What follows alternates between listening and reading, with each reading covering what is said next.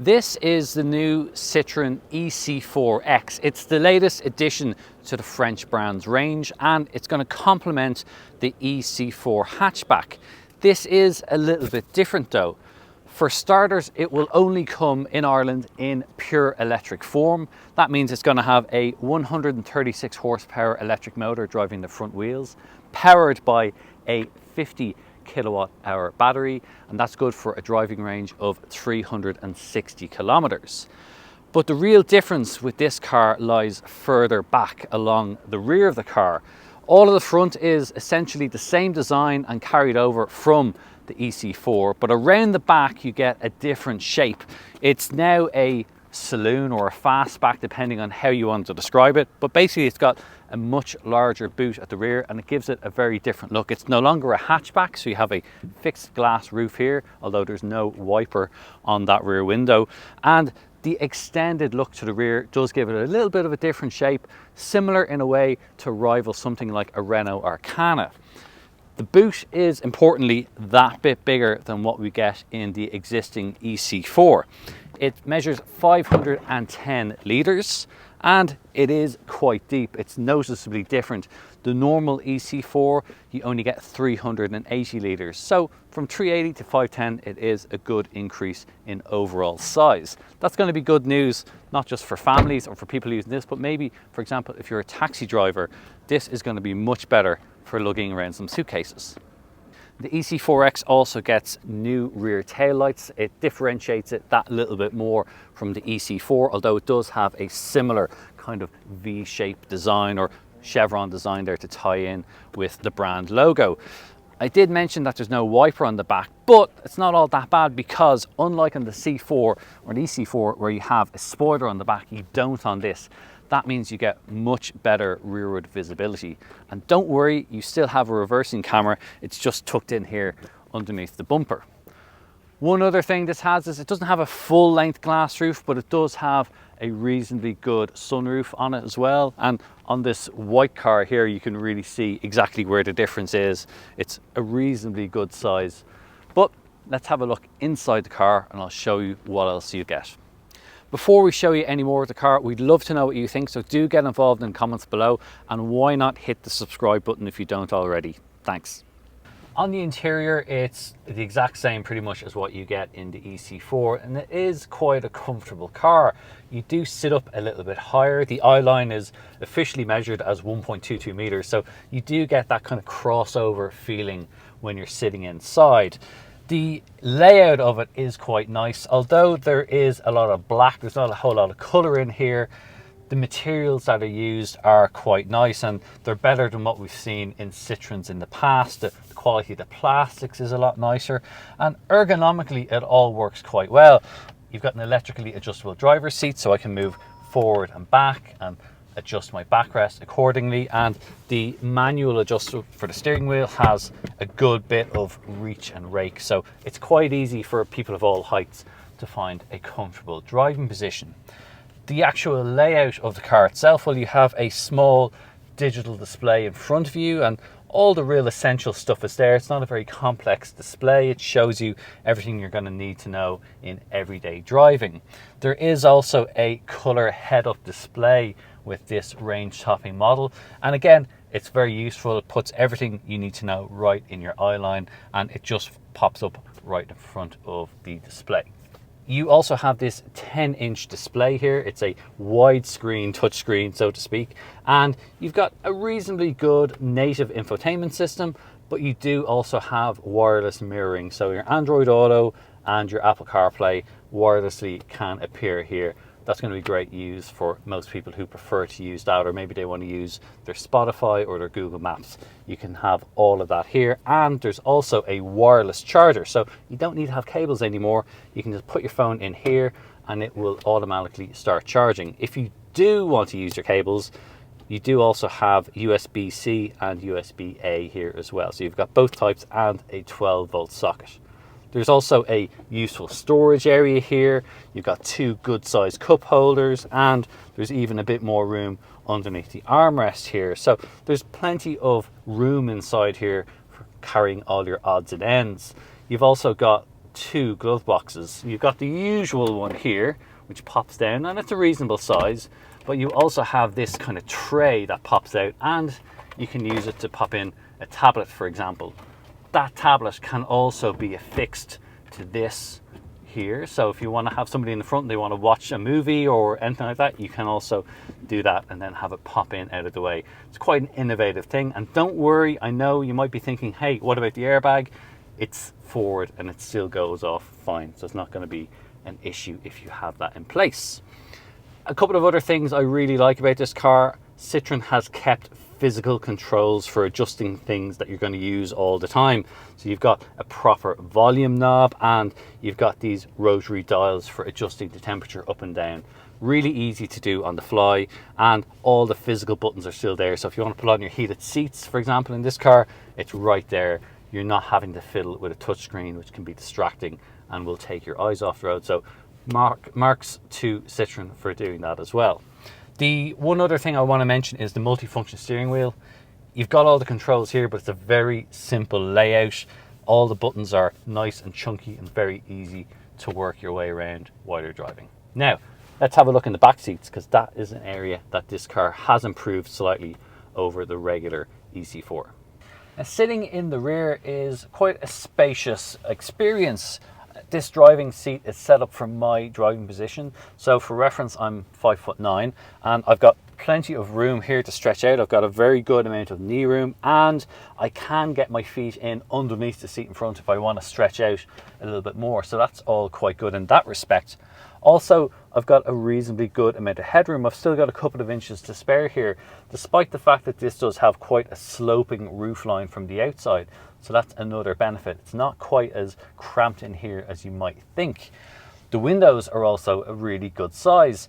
You've got pretty much a full size window, so it's not like it's sloping down like some other similar kind of hatchbacks, like a CHR, for example, which can feel really cramped inside here in the back. I've got an armrest, I've got small enough little cup holder here, or a bottle area, and I've got a little bit of room here in the front as well. So even if I do have to share with whoever's sitting in the middle seat, there's enough footroom here as well. I've got two USB ports here, so I can still charge in the back, and I've got a second set of lights up here as well. So if I want to do some work, or I want to read, or even just opening rear doors, it's all well lit up in here as well. Now, I don't get the same benefit of having a sunroof in the front, of nothing over me, but it's a reasonably big size, so if that blind is put back, I can still see out the front as well, and I can see right in front because there's enough of a space between the front seats. So overall, not bad in here, and as this is a car that maybe might be considered by either families or even taxi drivers, this is actually quite spacious for two adults in here. Three, as ever, is going to be a bit more of a squeeze in here, but certainly two adults are going to be very comfortable back here. It's also worth pointing out that both of the two outer rear seats also have easily accessible ISOFIX points for fixing in a child seat.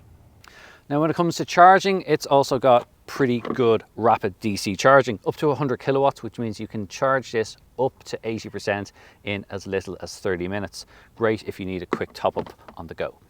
If you've already driven a Citroen e-C4, it's not going to be all that different to drive this e-C4X. Everything is the same in terms of powertrain. So that 136 horsepower motor and 50 kilowatt hour battery remain the same, but the suspension is also similarly set up. So there's no difference, but it does use Citroen's patented hydraulic suspension.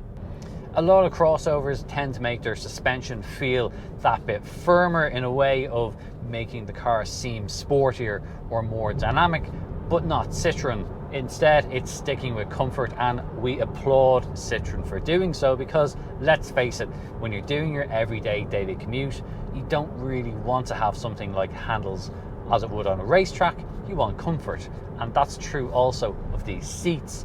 There is an extra bit of padding, 15 mils more foam than you would normally get in a regular average seat, and you do tend to notice it. It is that little bit more comfortable, especially when you've got the heated seat option on as well. You can also, by the way, get a heated steering wheel option, and on these cold winter months, it's a must-have. You might not think you want one, but go and try it, and you'll never want to go back to not having a heated steering wheel. Now, the Citroen isn't going to blow your socks off in terms of performance, but that 100 kilowatt electric motor is more than enough for what you're going to need in a typical everyday commuter scenario.